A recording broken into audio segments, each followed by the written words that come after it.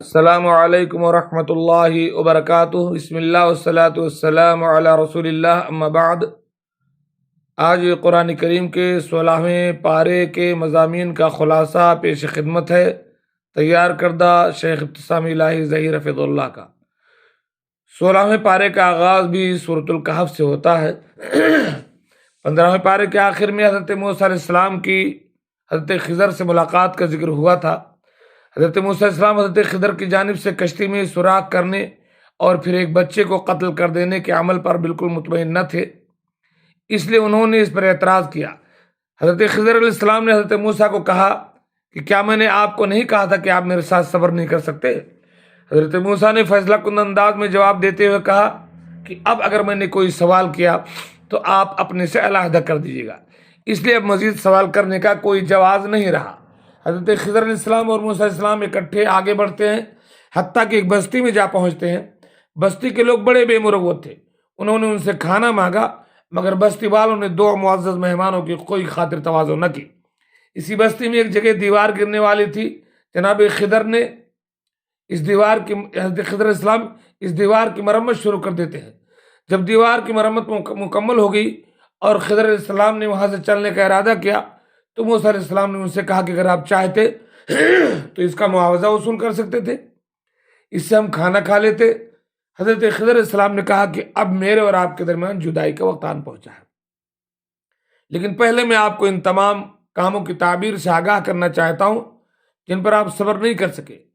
حضرت خضر نے موسیٰ علیہ السلام کو بتلایا کہ کشتی میں میرے سوراخ کرنے کا سبب یہ تھا کہ جس ساحل پر جا کر کشتی رکنی تھی وہاں پر ایک جابر بادشاہ کی حکومت تھی جو ہر بے عیب کشتی پر جبراً قبضہ کر لیتا ہے۔ میں نے کشتی میں سوراخ کر دیا تاکہ کشتی کے مسکین مالک بادشاہ کے ظلم سے بچ جائے۔ اس بچے کو میں نے قتل کیا، وہ بڑا ہو کر خود تو گنہگار بنتا ہی اپنے والدین کے ایمان کے لیے بھی خطرہ بننے والا تھا۔ اس بچے کی موت کے بعد اللہ تعالیٰ اس کے بدلے اس کے والدین کو ایک نیک اور صالح بچہ عطا فرمائیں گے۔ جہاں تک تعلق ہے دیوار کی مرمت کا، تو وہ دیوار ایک ایسے گھر کی تھی جو بستی کے دو یتیم بچوں کی ملکیت ہے۔ ان کا باپ ایک نیک آدمی تھا اور اس دیوار کے نیچے ان کا خزانہ دفن تھا۔ اللہ تعالیٰ چاہتا تھا کہ جب بچے جوان ہو جائیں تو پھر اپنے خزانے کو نکال لیں۔ اگر دیوار گرنے سے خزانہ ظاہر ہو جائے گا تو اسے بستی والے لوٹ لیتے، اور جو کچھ بھی میں نے کیا اپنی مرضی سے نہیں کیا بلکہ اللہ کے حکم سے کیا۔ یہ واقعہ اس امر پر دلالت کرتا ہے کہ مکمل علم اللہ کی ذات کے پاس ہے۔ وہ جتنا کسی کو دیتا ہے، عطا کرتا ہے، وہی اس کے پاس ہوتا ہے، بندے کے پاس بس۔ اگرچہ موسیٰ علیہ السلام اولو العزم رسول تھے، لیکن اللہ نے بعض معاملات کا علم حضرت خضر کو عطا فرمایا جس سے موسیٰ علیہ السلام ناواقف تھے۔ اس کے بعد سورہ کہف میں جناب ذوالقرنین اور یاجوج ماجوج کا قصہ بیان ہوا ہے کہ ذوالقرنین نے یاجوج ماجوج سے بچاؤ کے لیے پگھلے ہوئے تانبے اور لوہے سے ایک مضبوط حفاظتی دیوار بنا دی۔ سورہ کہف میں اللہ تعالیٰ نے اپنی توانائیوں کو دنیا کی زیب و زینت کے لیے وقف اور صرف کرنے والے لوگوں کے اعمال کو بدترین اعمال قرار دیا اور فرمایا کہ وہ گمان کرتے ہیں کہ بہترین کاموں میں مشغول ہیں۔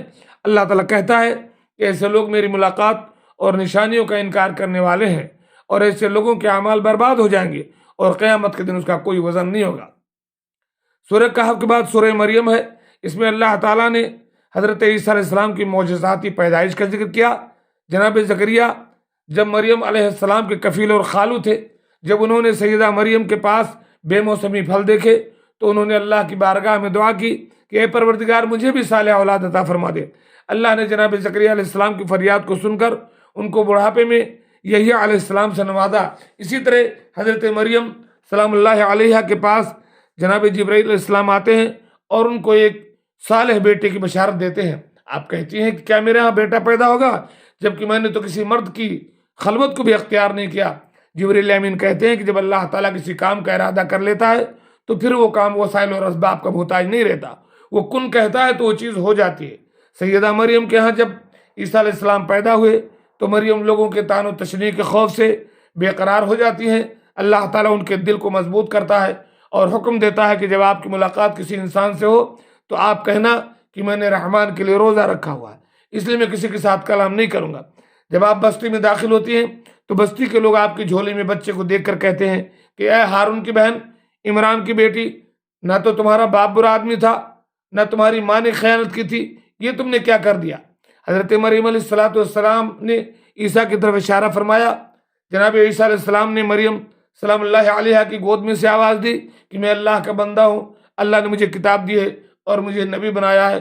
گود میں لیٹے بچے کی آواز سن کر کے سب لوگ خاموش ہو جاتے ہیں۔ سورہ مریم کے بعد سورہ طٰہٰ ہے۔ سورہ طٰہٰ میں اللہ تعالیٰ نے جناب موسیٰ علیہ السلام کی کوہ طور پر اپنے ساتھ ہونے والی ملاقات کا ذکر کیا اور یہ بتلایا کہ جب موسیٰ علیہ السلام کوہ طور پر تشریف لائے تو اللہ تعالیٰ نے ان سے پوچھا کہ موسیٰ علیہ السلام آپ کے ہاتھ میں کیا ہے؟ حضرت موسیٰ علیہ السلام نے فرمایا یہ میری لاٹھی ہے۔ اللہ تعالیٰ نے موسیٰ علیہ السلام کو اپنی چھڑی زمین پر پھینکنے کا حکم دیا۔ جب چھڑی زمین پر گری تو بہت بڑے اژدہے کی شکل اختیار کر گئی اور جناب موسیٰ علیہ السلام خوفزدہ ہو گئے۔ اللہ تعالیٰ نے موسیٰ علیہ السلام کو عصا پکڑنے کا حکم دیا اور کہا کہ اسے پکڑ لیں، یہ دوبارہ اپنی شکل میں واپس آ جائے گی۔ اس کے بعد اللہ تعالیٰ نے موسیٰ علیہ السلام کو فرعون کے سامنے جا کر کے تبلیغ کرنے کا حکم دیا۔ موسیٰ علیہ السلام نے اس موقع پر اللہ تعالیٰ سے دعا مانگی کہ اے میرے پروردگار، میرے سینے کو کھول دے، میرے معاملے کو آسان کر دے، میری زبان سے گرہ کو دور کر دے تاکہ لوگ میری بات کو صحیح طریقے سے سمجھ سکیں، اور میرے اہل خانہ میں سے میرے بھائی ہارون کو میرا مددگار بنا دے۔ اللہ تعالیٰ نے موسیٰ علیہ السلام کی دعا کو سن لیا اور جناب ہارون کو آپ کا نائب بنا دیا۔ آپ دربار فرعون میں آئے کہ فرعون نے اپنی قوم کی حمایت حاصل کرنے کے لیے آپ سے سوال کیا کہ میری قوم کے وہ لوگ جو ہم سے پہلے مر چکے ہیں، آپ ان کے بارے میں کیا کہتے ہیں؟ موسیٰ علیہ السلام کا ذہن علم و حکمت سے پر تھا۔ آپ نے بڑا خوبصورت جواب دیا کہ ان کا علم میرے پروردگار کے پاس ہے، اور میرا پروردگار نہ کبھی بھولا ہے نہ کبھی گمراہ ہوا ہے۔ اللہ تعالیٰ نے فرعون کو دریا میں غرق کر دیا، بنی اسرائیل کو فرعون سے نجات دی۔ اس کے بعد اللہ تعالیٰ نے موسیٰ علیہ السلام کو اپنی ملاقات کے لیے بلایا۔ موسیٰ علیہ السلام اللہ تعالیٰ سے ہم کلام ہو رہے تھے تو قوم موسیٰ نے ان کی عدم موجودگی میں سامری کے بنائے ہوئے بچڑے کی پوجا شروع کر دی۔ موسیٰ علیہ السلام جب واپس پلٹے تو اپنے قوم کو شرک کے دلدل میں اترا ہوا دیکھ کر کے انتہائی غضبناک ہوئے اور جناب ہارون سے پوچھا کہ آپ نے اپنی ذمہ داری کیوں نہیں ادا کی؟ جناب ہارون علیہ السلام نے کہا کہ میں نے ان پر سختی اس لیے نہیں کی کہ کہیں یہ لوگ منتشر نہ ہو جائیں۔ جناب موسیٰ علیہ السلام کا غصہ ٹھنڈا ہوا تو انہوں نے سامری کے بنائے ہوئے بچڑے کو آگ لگا کر اس کی راکھ کو سمندر میں بہا دیا اور اس جھوٹے معبود کی بے بسی اور بے وقتی کو بنی اسرائیل پر ثابت کر دیا۔ اللہ تبارک تعالیٰ سے دعا ہے کہ اللہ تعالیٰ ہمیں قرآن مجید کو سمجھنے کی اور اس سے نصیحت حاصل کرنے کی توفیق دے، آمین۔ والسلام علیکم ورحمۃ اللہ وبرکاتہ۔